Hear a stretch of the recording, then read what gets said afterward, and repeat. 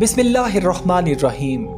ناظرین محترم، محمد بن عبد الوہاب کون تھے اور کس طرح آل سعود نے محمد بن عبد الوہاب کے ساتھ اتحاد بنا کر نہ صرف اپنی مملکت کھڑی کی بلکہ کیسے وہابی اسلام کو پھیلایا؟ آج کے اس خاص ویڈیو میں ہم آپ کو اس کی مکمل تفصیل بتانے والے ہیں اور آپ سے گزارش ہے کہ ہماری ویڈیو کو آخر تک ضرور دیکھیے گا۔ ناظرین محترم، یہ بات ہے 1744 عیسوی کی، جب محمد بن عبد الوہاب نے حضرت زید بن خطاب رضی اللہ تعالی عنہ کے روضے کے گنبد پر چڑھ کر اس کو توڑنا شروع کر دیا۔ حضرت زید بن خطاب رضی اللہ تعالی عنہ اسلام کے دوسرے خلیفہ حضرت عمر بن خطاب رضی اللہ تعالی عنہ کے بھائی اور ایک جید صحابی رسول صلی اللہ علیہ وآلہ وسلم تھے۔ وہ جنگ یمامہ میں اللہ کی راہ میں شہید ہوئے اور ان کا روضہ نجد کے علاقے میں بنا۔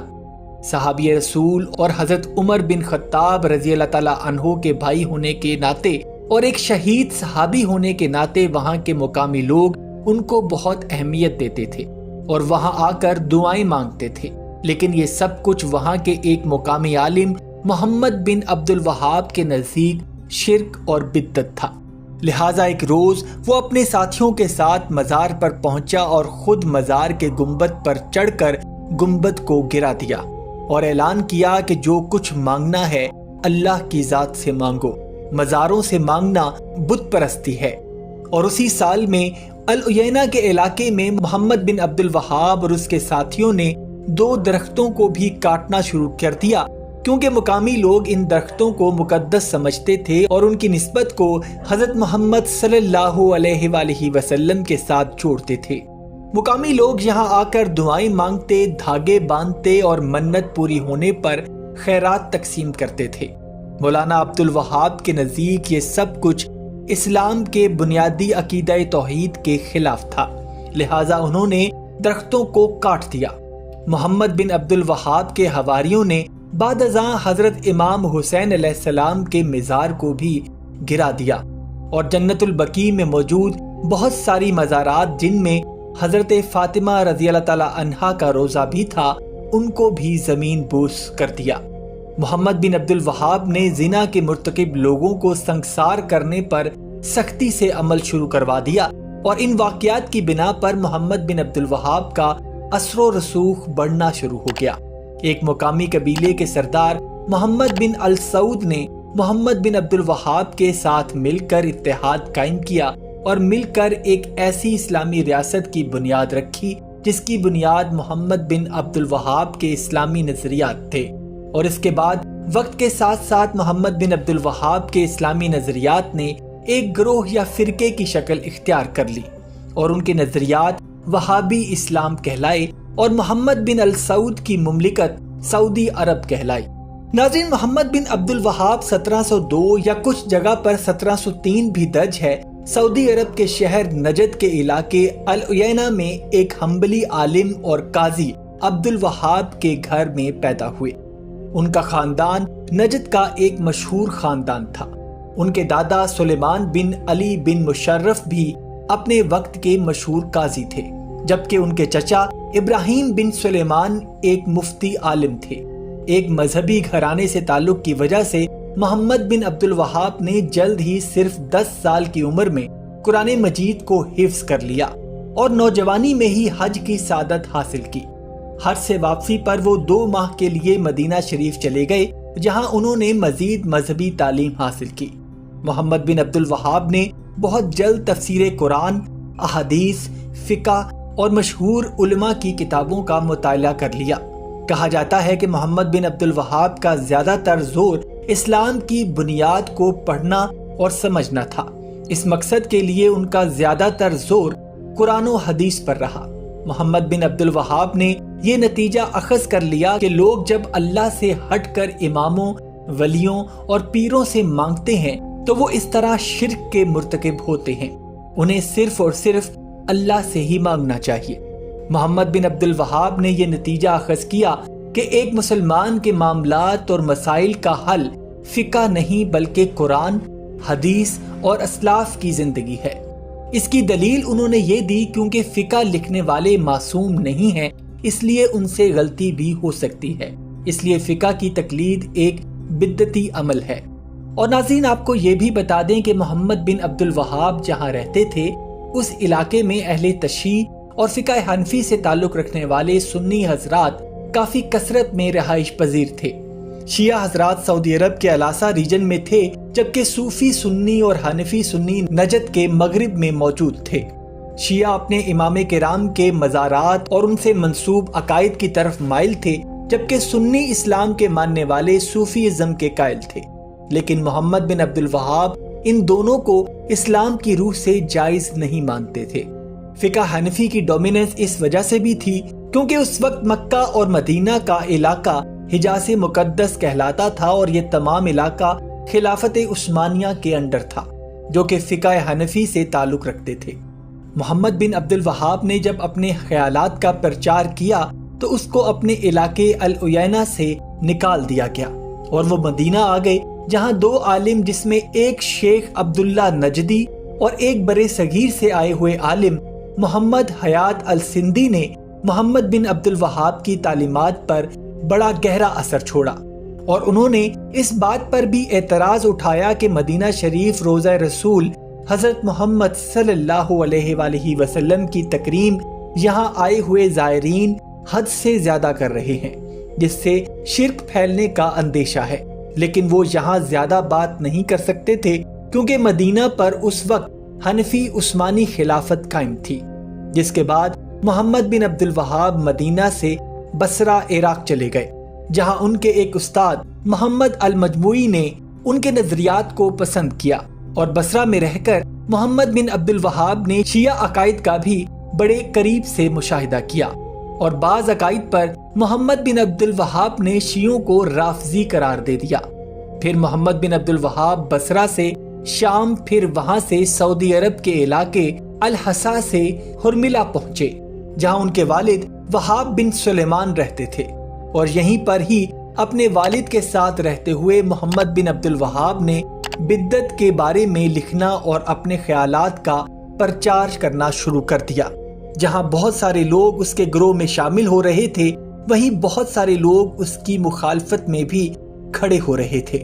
جہاں محمد بن عبد الوہاب نے بدعت کے خلاف اور توحید کے حق میں اپنی مشہور زمانہ کتاب کتاب التوحید تحریر کی۔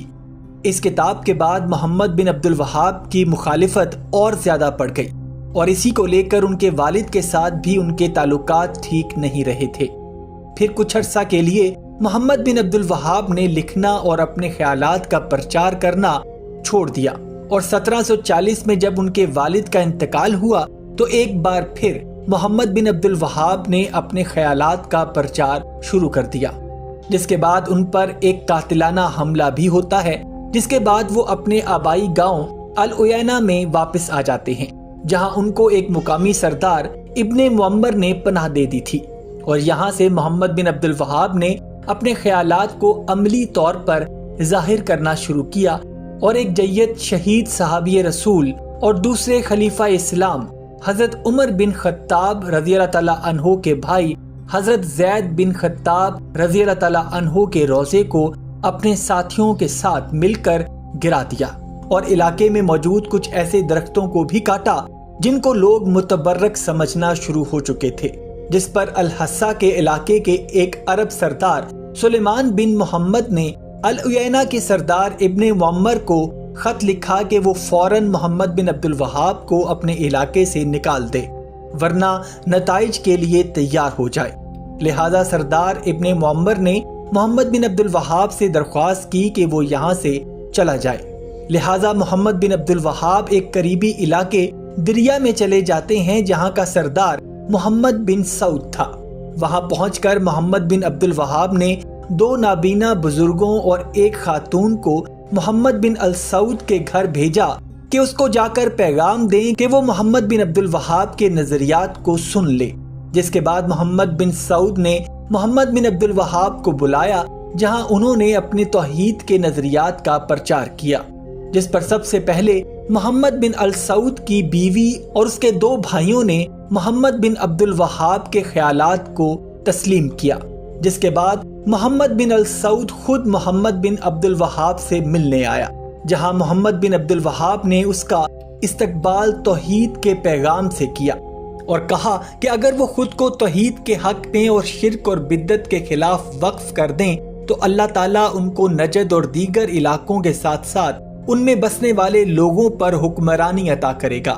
محمد بن السعود نے اس سے وعدہ کیا کہ آج سے ان کی حفاظت کی ذمہ داری اس کے قبیلے کی ہے اور وہ کھل کر اپنے نظریات کا پرچار کرے۔ 1744 میں محمد بن سعود اور محمد بن عبد الوہاب کے درمیان ایک تاریخی معاہدہ ہوتا ہے کہ جس کی روح سے وہ ایک ایسی اسلامی ریاست عمل میں لائیں گے جس میں محمد بن عبد الوہاب کے نظریات اور توحید کا پرچار سب سے زیادہ اہمیت کا حامل ہوگا، جبکہ بادشاہ کی کرسی پر آل سعود ہوں گے، جس کے مطابق سیاست اور عسکری معاملات کو سنبھالنا آل سعود کی ذمہ داری ہوگی اور مذہبی پیشوا یا امام یا امیر ابن وہاب ہوگا۔